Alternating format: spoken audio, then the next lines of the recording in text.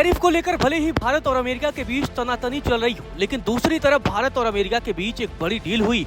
उसके तहत भारत के सेना के पास खतरनाक हथियार आने वाले हैं, जिससे पाकिस्तान कांप उठेगा। आपको बता दें कि पाकिस्तान थर्रा जाएगा, पाकिस्तान नेस्तनाबूद हो जाएगा, क्योंकि भारतीय सेना में अमेरिका का खतरनाक हथियार आने वाला है। हम बात कर रहे हैं अपाचे हेलीकॉप्टर की, जो इतना खतरनाक है, जिसमें मिसाइलें लगी हैं, जिसमें बंदूक की ऐसी गोलियां लगी हैं कि दुश्मन के निशाने को जल्द ही वो नष्ट कर सकता है। हवा से ही दुश्मन के टैंक को नेस्तनाबूद कर सकता है, हवा से ही दुश्मन के लक्ष्यों को धुआं कर सकता है। आपको बता दें कि भारतीय वायुसेना को जल्द ही अमेरिका से 3 अपाचे AH-64 अटैक हेलीकॉप्टर मिलने वाले हैं।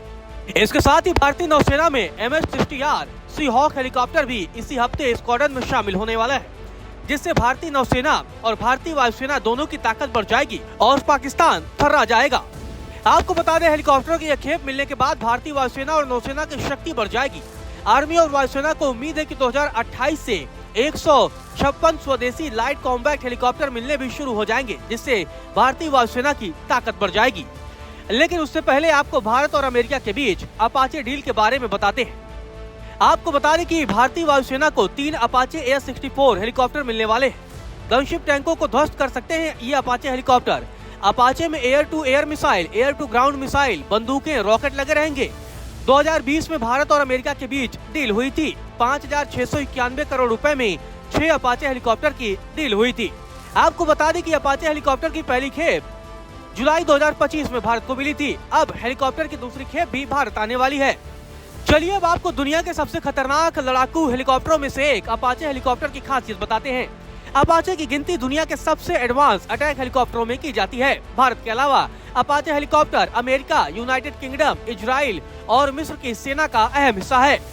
अपाचे हेलीकॉप्टर की खासियत की बात करें तो नाइट विजन के साथ थर्मल सेंसर युक्त होता है, यानी रात में दुश्मन का काम तमाम करने में सक्षम होता है। इसके अलावा 60 सेकंड में 128 मूविंग टारगेट को नष्ट करने में सक्षम है। 625 प्रति मिनट की रफ्तार से फायरिंग करने की क्षमता है, जो दुश्मन को नेस्तनाबूद कर सकती है।